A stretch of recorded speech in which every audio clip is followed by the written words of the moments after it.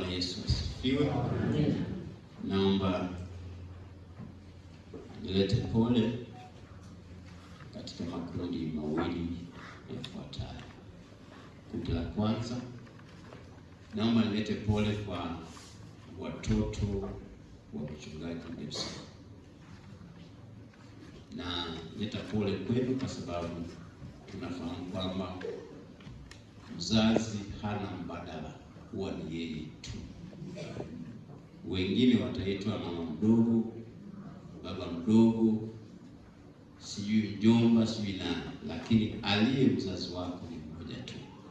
Kwa hiyo naomba niwape pole, lakini pia naomba niwaambie kuwa mchungaji alikuwa ameumbwa na Mungu na Mungu amemtoa kutoka kwenye maisha haya. Na kwa hiyo na ninyi mtunzwe mikononi mwa Mungu kwa wakati huu ambao unaishi. Ni la pili, naomba nitoe pole kwa Wakristo wote ambao mchungaji alifanya kazi, kwa wachungaji wote ambao walifanya kazi pamoja naye, kwa washarika na watu wengine wote. Na kipekee naomba nitoe pole kwa askofu ambaye ndiye kiongozi wa wachungaji wote. Naomba nikupe pole kwa sababu mmoja miongoni mwa wapiganaji ametolewa kutoka kwenye maisha haya. Kwa hiyo hatutakuwa pamoja naye. Tunamwaga leo, ni jambo zito ambalo halielezeki kwa vinywa vyetu, lakini Mungu aliyeliumba kanisa anayelitunza aendelee kututunza na kutuelekeza kinachopaswa kufanyika.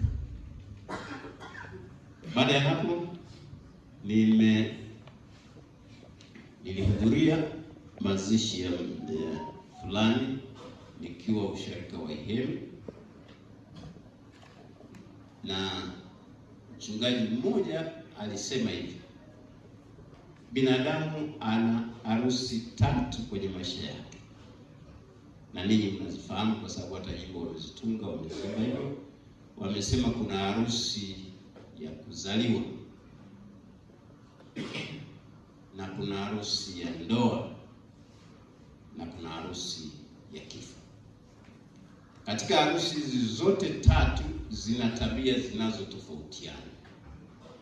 Katika harusi ya kuzaliwa, anayejiandaa juu ya kuzaliwa sio yeye anayezaliwa, anaandaa mama yake na baba yake, ndio wanaoandaa. Katika harusi ya ndoa, anayeandaa juu ya ndoa ni mwanandoa mwenyewe, na katika harusi ya kifo anayeandaa ni mwanandoa mwenyewe, lakini anaandaa bila uzoefu. Hicho kinachokuwa kigumu sana. Unaandaa juu ya kifo cha bila uzoefu, pamoja na kwamba mnaona wengine wanakufa, lakini dunia hii ina namna yake tena. Unaona unasahau, unaona unasahau, unaona unasahau, na kadhalika na hivi. Kwa hiyo sasa naomba niseme, duniani sisi sote tunapita kwenye hizo harusi. Tunapopita kwenye hizo harusi, tutambue kwamba tunaelekea katika ufalme wa Mungu, ambalo somo nililosoma hapa linaeleza uzuri ulivyo kule, kwamba wote wanaoingia kule watavaa mavazi meupe. Wanasema na sisi tutakuwa na ngozi nyingine, itakuwa mororo kama ya mtoto. Sasa itakuwa kama ya mtoto, ndivyo wanasema.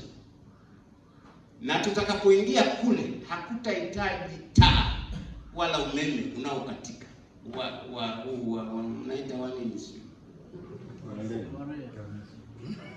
Maria wa TANESCO, vyovyote tunavyosema, huu unakatika katika. Kule haukatiki kwa sababu mbele yake atakuwepo Bwana mwenyewe, mtoa uzima na aliye asili ya nuru. Yeye akiwepo, nuru ipo milele. Na tena hata wale wanaoingia pale, na wao watapigwa nyuso zao na uso wa Bwana Yesu, na wao watang'aa. Na ndio maana hata sura zao zitakuwa sio za kawaida. Sasa namna ya kuendea huko kunahitaji maandalizi, na maandalizi tuliyo nayo yapo yametajwa mahali pengi, lakini naomba nitaje maandalizi ya aina 3.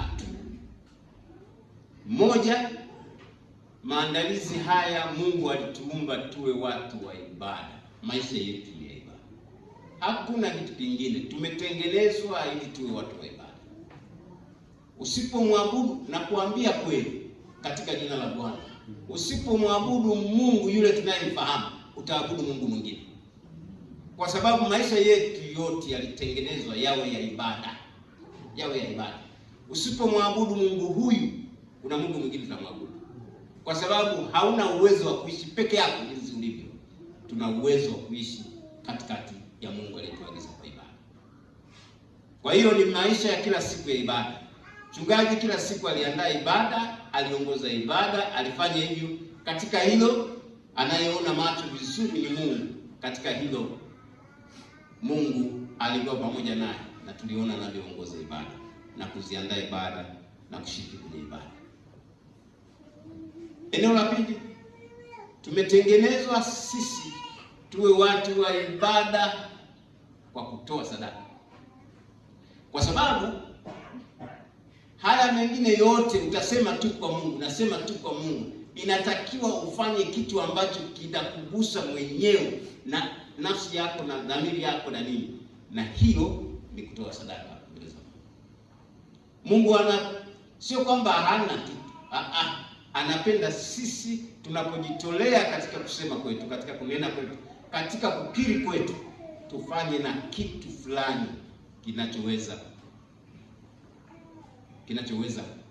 tunachoweza kukitoa kabisa. Maisha ya ibada ya sadaka, hayo ni ya maisha ya milele.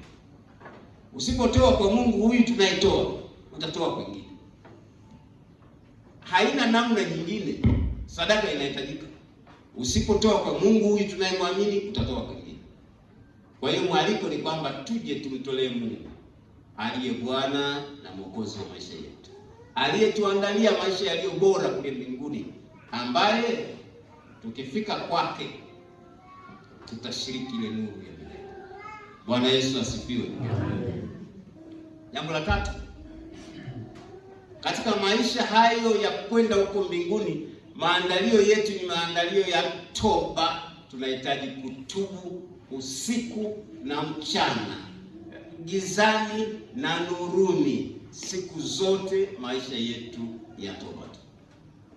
Kwa sababu tulivyo tunawaza vibaya, tulivyo tunasema vibaya, tulivyo tunatenda vibaya, tunahukumu watu kuliko kawaida, tunatenda kuliko kawaida, hata tunaugua, hata waliokufa tunawahukumu. Kwa hiyo ni watu wa kuhukumu, kulaumu, kusema kila kitu. Tunahitaji toba ya kweli mbele za